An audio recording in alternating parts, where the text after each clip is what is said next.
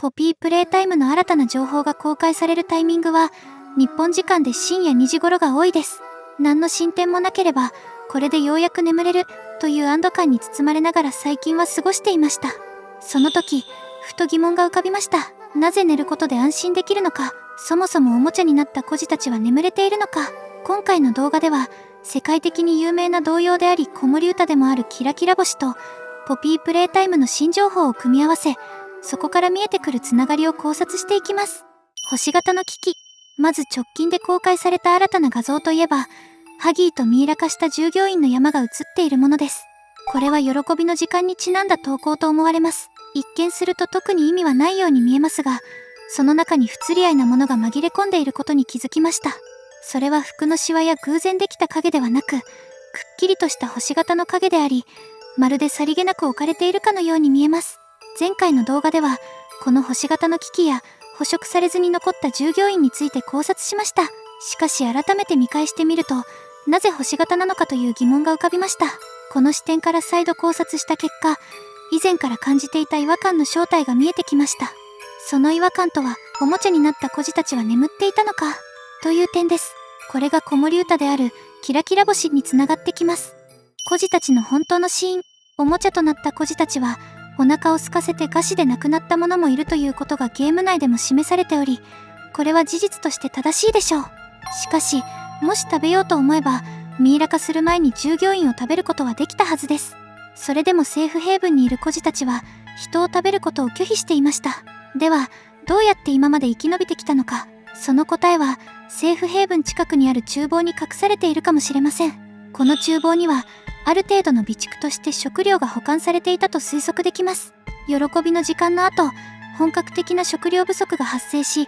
この厨房をめぐって争いが起こった可能性があります。しかし現在では、ほとんど食べ尽くされてしまい、食材はほぼ残っていないように見えます。食料が尽きた状況で、どうやって生き残ってきたのか、ここで私が立てた一つの仮説があります。それは、孤児たちの本当の死因は睡眠不足であるというものです。食欲。人間はエネルギーが尽きると餓死する。これは常識的な事実です。しかし、実験体となった孤児たちはどうなのでしょうか。彼らは人間なのか、生き物なのか、それとも意識だけの存在なのか。少なくとも、プロジェクトプレイタイムの VHS におけるソーヤー博士のセリフ。君のその食欲を肉に向ける調整を始めなくてはならないな。この言葉から推測できるのは、エネルギー源は必ずしも肉である必要はないということです。ここでは、不都合な人間を処分する目的で、食欲の対象を肉、つまり人間に設定したと考えられます。これは生物としての捕食本能を意図的に人間に向けて調整したということです。つまり、実験体であれば個体ごとに捕食対象やエネルギー源の設定が可能なのではないでしょうか。実際、ハギーはロビーで佇んでいる描写が多いですが、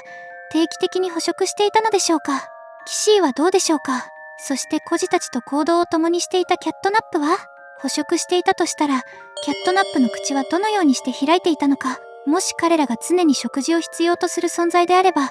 喜びの時間以前で工場内で一緒に働く一般従業員が危険にさらされることになります。このことから、ボクシーブーのように明確に捕食行動を必要とする一部の実験体を除き、多くの実験体は必ずしも食べることを必要としない設定にされていたと考えることができます。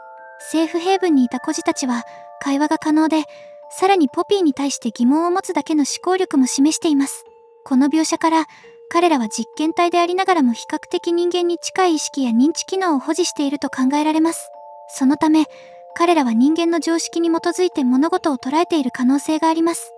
例えば、体調が悪くなる理由を食べていないから栄養不足と判断してしまい、実際の原因が別にあったとしても、それに気づけない場合があるでしょう。本当は怖い睡眠不足。孤児たちの死因が餓死以外にあるとすれば、睡眠不足が大きく関係していた可能性があります。人間の場合、極端な睡眠不足が1ヶ月以上続くと死に至りますが、おもちゃとなった孤児の場合はどうでしょうか。現状、孤児たちが死亡したとされる描写は、戦闘以外ではほとんどありません。セーフヘイブン内にある追悼の間には、多くの写真と追悼を示すリメンブランスポピーが備えられており、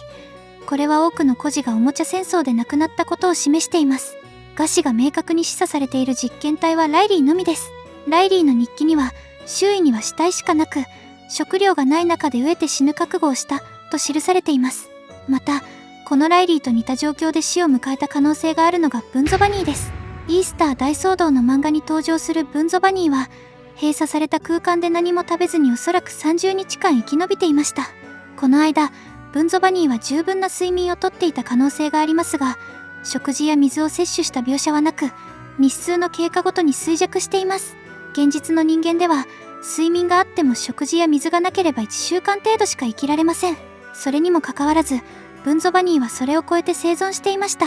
この事実を踏まえると、ライリーもまた似た状況にあり、上そのものよりも睡眠不足が死因となった可能性があります。つまり、おもちゃたちは食事を取らなくても少なくとも15日間は生きられる一方で、人間に当てはまる睡眠が取れていれば食事や水がなくても1週間程度で死ぬという常識から外れた存在だということです。この特性を踏まえると、彼らが命を落とした本当の原因は上ではなく、長期間の睡眠不足であった可能性が高いという仮説が成り立ちます。星型のアイテムの正体。冒頭でお話しした新しい星型アイテムと今回の仮説を合わせると、これは子守歌を流すためのスピーカーである可能性が高いと考えられます。つまり孤児たちは本来眠りたいという欲求があっても自力では眠れない仕組みにされており、外部から寝かしつけを行わないと睡眠が取れない状態にあった可能性があります。この星型アイテムは監獄のセキュリティチームの一部に支給され、興奮して暴れるおもちゃたちを鎮静化させるために使われていたのかもしれません。これは前回の動画で触れたおもちゃたちが嫌がる特定の周波数を出す装置にも近く、強制的に眠らせることで暴走を止め、バリケードを築く時間を稼げたと考えられます。結果として捕食されずに生存できたとも言えるでしょう。また、多くの孤児たちはプレイケアに来る前に親の愛情を知っていたため、子守歌を聴くことで安らぎを得た記憶を持っていた可能性があります。ソーヤー博士が意図的にこの仕組みを組み込んだとすれば、心理的にも行動制御がしやすくなります。チャプター4の VHS で警備員のノームが自分たちを親、幽閉している実験体を子と感じている発言も、星型アイテムで寝かしつけを行っていたからこそ潜在的に抱いた感覚なのかもしれません。この要素は、チャプター3のスマイリングクリッターズのアニメにも示唆があります。メンバーがキャットナップに執拗に寝かしつけを強要する描写や、かつて地下に赤い煙が噴出されていたという設定は、監獄内で実験体を眠らせるための設備や装置が存在していた証拠の一つと言えるでしょう。これらの点を総合すると、星型アイテムは単なる装飾ではなく、睡眠制御を行う重要な道具であった可能性が非常に高いです。子守歌とポピープレイタイム。ポピーと出会う部屋から流れているオルゴールのような音楽は、公式 YouTube のシークレットサウンドトラック、1000年のメロディーの鼻歌なしバージョンに近いと感じられます。さらにポピーがその場面で目を閉じていることからも、子守歌的な役割を果たしているように受け取れます。冒頭で触れたキラキラ星も、子守歌である前に世界的に知られる童謡です。そしてチャプター4の第2ラボに童謡に関する記述が存在することを考えると、同様にキラキラ星がゲーム内に組み込まれている可能性は十分あると言えるでしょう。以前の動画で童謡おもちゃのチャチャチャとのつながりについて考察しましたが、今回の星型アイテムの登場により、私はさらにこの関連性が強まったと感じています。子守歌、童謡、そして実験体や孤児の眠りにまつわる仕掛けが一連のテーマとして物語に深く関わっている可能性が見えてきました。セーフヘイブンでの本当の違和感。孤児たちが生き延びられた理由として、セーフヘイブン周辺に地下水脈があるため、水だけは確保できていた可能性があります。しかし、食料はないとはいえ、たとえ水と睡眠があっても人間なら2ヶ月程度が限界です。問題は、その睡眠が外部からの寝かしつけがないと取れない可能性があることです。では、どうやって寝かされていたのか、その答えの手がかりは偵察レポートの一文。昨夜、奴はドアのすぐ外にいた。時計のないセーフヘイブンで夜という概念がなぜわかるのか。地下のプレイケアでは昼夜は照明で管理されていましたが、さらに深い監獄エリアでは自然光が届くはずもありません。このことから、夜になると監獄内で子守歌が流れる仕組みがあったと考えられます。実際、第2ラボでは主人公が到着した時も、どこかのスピーカーから童謡が流れていました。セキュリティのいるエリアでだけ聞こえたのは、彼らがその星型のスピーカーを所持していたからかもしれません。監獄では時間の概念が薄れるため、夜を知らせ、就寝させる目的で子守歌を放送する。これがセーフヘイブンにも届き、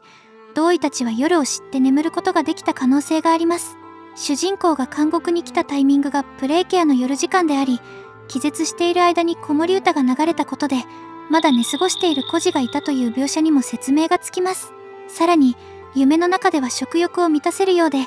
これが一時的な空腹緩和にもつながっていた可能性があります。まとめ、今回の動画では、前回に引き続き新しく登場した星型のアイテムについて考察しました。その正体は、孤児たちを寝かしつけるための子守歌を流すスピーカーである可能性が高いと考えられます。モブがこの情報を投稿した真意は、孤児たちの本当の死因は睡眠不足であり、あえて餓死と誤解させるためのミスリードではないかという仮説に行き着きました。そうでなければ、ポピーやマミーが現在まで生き延びられた理由が説明できません。さらに、ポピーの異常な目の充血は、長期間にわたる睡眠不足を暗示していると考えられますし、公式曲スリープウェルにも、これでようやく眠れるねという歌詞があるため、この仮説を裏付ける要素になっていると言えます。